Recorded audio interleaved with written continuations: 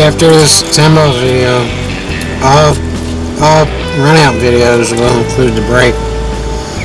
I don't know if you noticed, but my last 8 ball video included the breaks, and all 8 ball, 9 ball, and 10 ball videos, runout videos will include the break.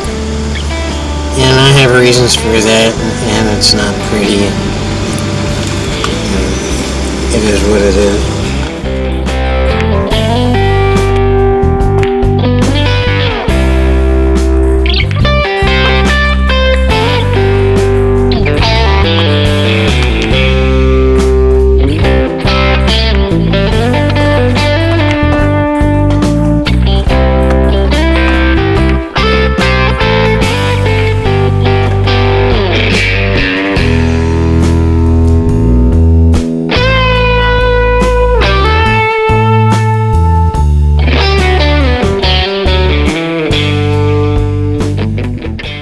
Seeing the whole layout and the whole pattern and developing a plan around the layout is the key to keeping all stress off you. If you just take the rack, one step at a time, you're going to get in trouble, and it's going to add a whole bunch of stress before you get in trouble. And the whole reason you're getting in trouble is because you don't have a solid foundation.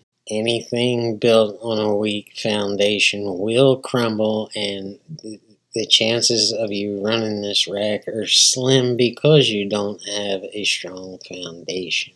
If you look at this 1 ball shot, it's the 7 ball that's getting us in trouble here, and we got to work around that 7 ball. If that 7 ball wasn't there, we could easily get from the 2 to the 3, but the problem here is we're going underneath, or from this angle on the right side of the 2 ball, because that's what the angle on the 1 ball dictates. The problem with that is we have to stay close to that left-hand side rail in order to shoot the 3, which leaves us a weird angle on the 3, and the natural angle of the cue ball is going to go near this mess here. The key to rotation pool is to stay out of traffic if you can. So while I could, kill it off the rail and put inside left-hand English on the 3 ball shot, that's, it's going to distort the shot. Now you're playing with deflection. I would rather shoot it naturally, and I think I see where it's going to hit the 6 ball, but it shouldn't screw up the pattern, and I should still be able to shoot that 4 ball in the side pocket while getting on the 5 ball. And now let's look at the second half of the game. Yeah, a natural question for any level player here is, why did you choose to draw this back? And it's a pretty simple answer. The natural angle off the 5 is going right into the 10 ball. And there's ways to manipulate around that, but I don't want to play that. And the way I shoot the 5 ball is admittedly risky. If that 10 ball wasn't there, I'd go to 3 or 4 rails here and just spin it back to perfect on the 6 ball. Or you could just, go straight to the top rail and bounce off naturally to come down in the same place I get on the 6 ball by drawing it. Or you could put inside English on this top left and to kill the natural angle off the top rail and just come straight down center table. But, I don't want to mess with all that, and the 10 ball has me a little bit spooked, so I just did it my way and risked the scratch there. Now, the rest of this game is a simple, no-brainer, easy run-out, and it'd be hard to get in trouble here, but, it's not uncommon for a pool player to take something simple and turn it into something difficult, which is what I do for the rest of this run-out. Starting on the 6 ball, I let up on my stroke and get on the wrong side of the 7. There really is no wrong side here. So I tried to draw back 2 rails and back toward the center of the table on the 8 ball, which is the right way to play it. when you're on the wrong side like this. I wound up on the right side of the 7 ball. So I'm just going 2 rails back out the center for the 8 ball, but I let up on my stroke again and I don't get there, and I actually get stuck behind the 9 ball and have to massage the shot on the 8 ball around the 9 ball, and I make that 2. But now I'm stuck on the bottom rail or close to it, and I just kind of have to baby the shot on the 9 ball, risk a scratch, and bounce off the top rail for the 10 ball.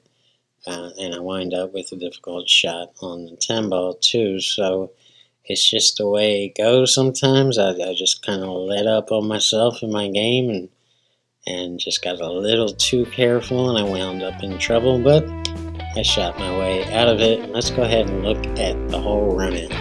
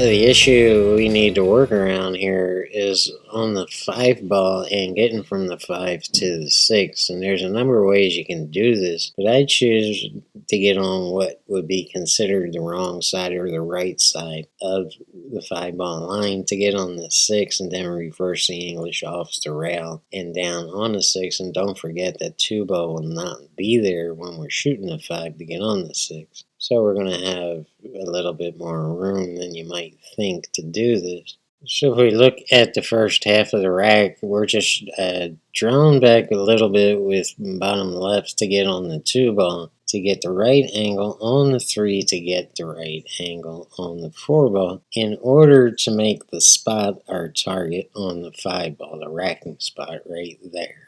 That's what you see me looking at in this screenshot right here, that spot, and that's my target. And it's, it's pretty easily done. And you might say, well, why get on the wrong side of the 5 ball? And it's because of where that 9 ball is, and I don't want to shoot the 5 ball in the top right-hand corner, because I know I can go off that rail with right-hand English or counterclockwise spin and get right on the 6 ball.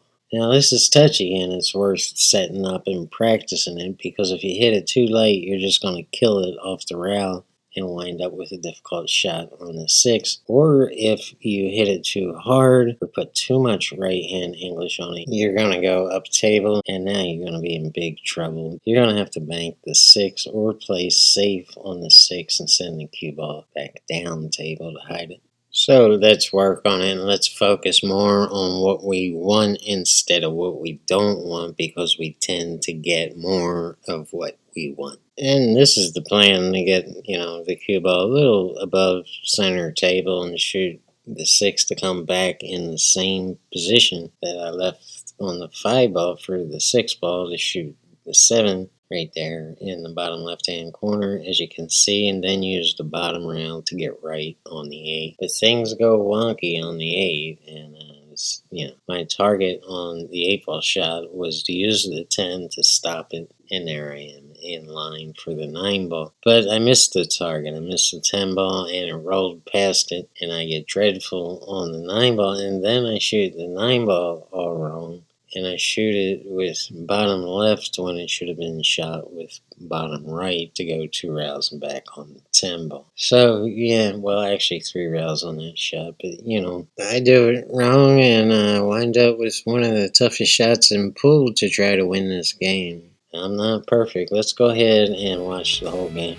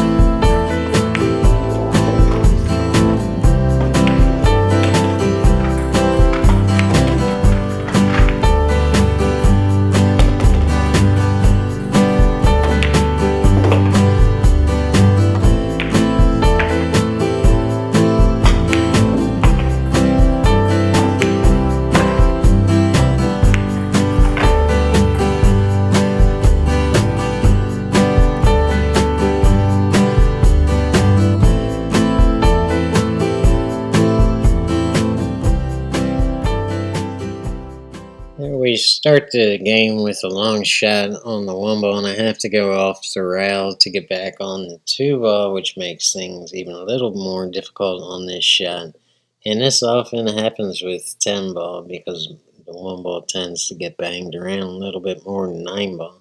And I still haven't mastered my 10 ball break, but I am working on it, and pretty soon we're going to have some breaking runs coming in here. And when I do start now, that's going to be the day, I go back on the pool scene full time and do what I can do. So make your target on the 2 straight in so we can just, bump it up a little bit for the right angle. On the 3 to get center table. On the 4, and you're pretty much right there. You want to be a little bit straight, but on the left side of the 5 ball to just stun it out and try to get straight in on the 6 ball, because if we hit a stop shot on the 6 ball, we're perfect on the 7 to go 2 rails back on the 8, and from there it should be just tic-tac-toe. I had a little bit of a mishap and got on the wrong side of the 9 ball, but it's just a matter of going to the left-hand side route to get back right on the 10 ball and end this game.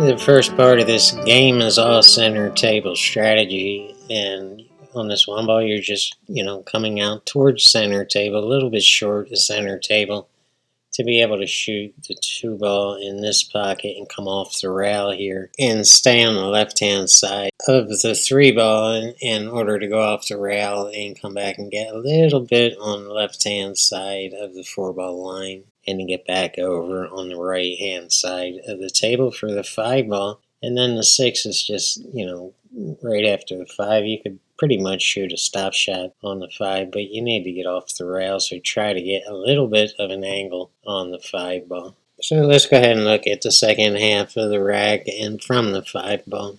And here's where I had to divert a little bit from my original plan and get a little bit creative. I shoot the 5 ball right And I get fine on the six, but when I shot the six, I didn't bounce hard enough off the rail. If I had, I mean, this could have been a simple no-brainer round. But now I'm left with a very difficult cut shot on the seven and the side, and that sends the cue ball all the way back up table, leaving me another very difficult cut shot on the eight ball. So this is a position I'm in, and really the best thing you can do here is just cut the eight ball and go two rails, maybe three, behind the nine ball to shoot the nine ball up in the top right hand corner, and that should get you just fine on the 10 ball. So that's about it. That's how it went. Let's go ahead and look at the whole game without any cuts.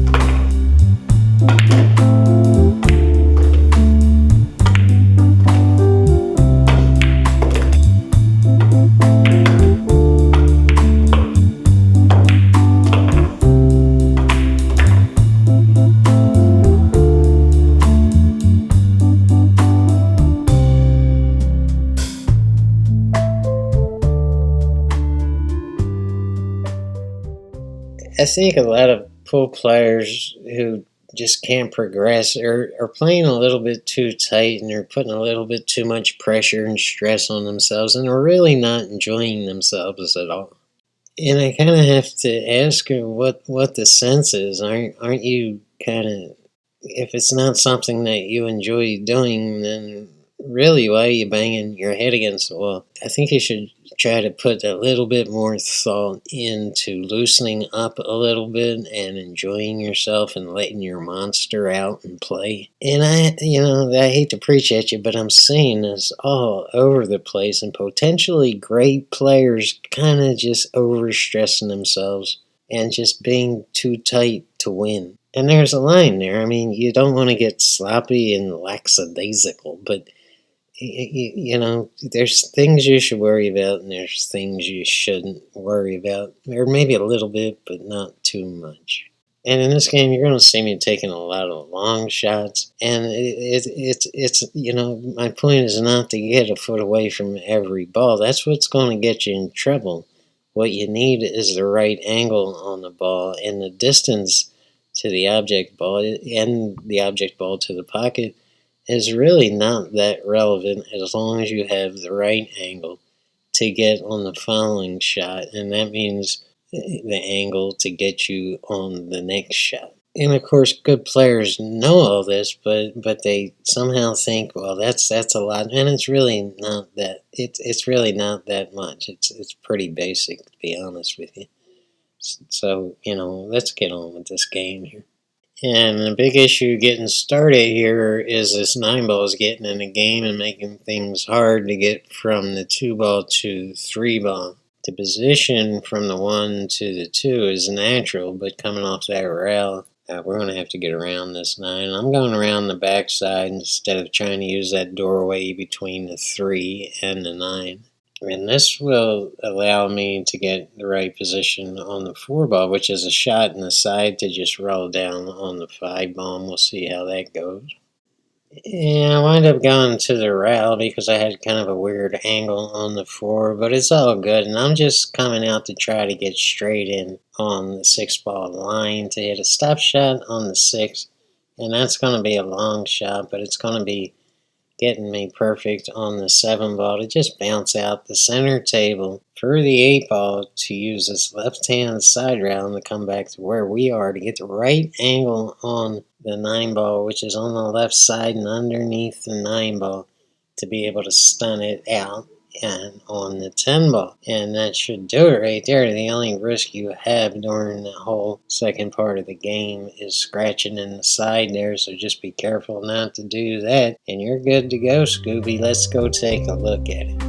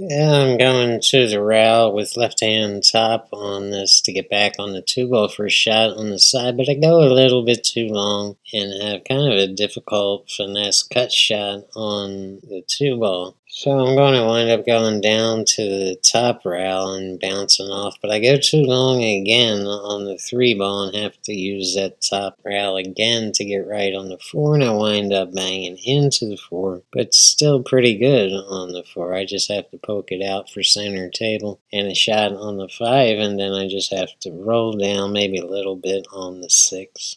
Yeah, it's becoming a trend to get in a little bit of trouble on the second part of the rack. But as I said, we're just pretty much stopping this. We're rolling a little bit forward with the drag shot on the 5, but then we're just stunning out on the 6 to get behind the 7 ball. But when I shoot the 7, I'm shooting a draw shot to get up behind the 8 ball. And it really just kind of gets away from me, comes up before the 8 ball, and winds up over here for kind of a difficult cut shot on the 8 to get to the 9. And I wind up going 3 rails back and forth across the table in order to get right on the 9. And I really don't get right on the 9. So I'm going to have a long shot on the 10, but, so be it. At least I have a shot on the 10, and I'm good with that. So let's go ahead and do it.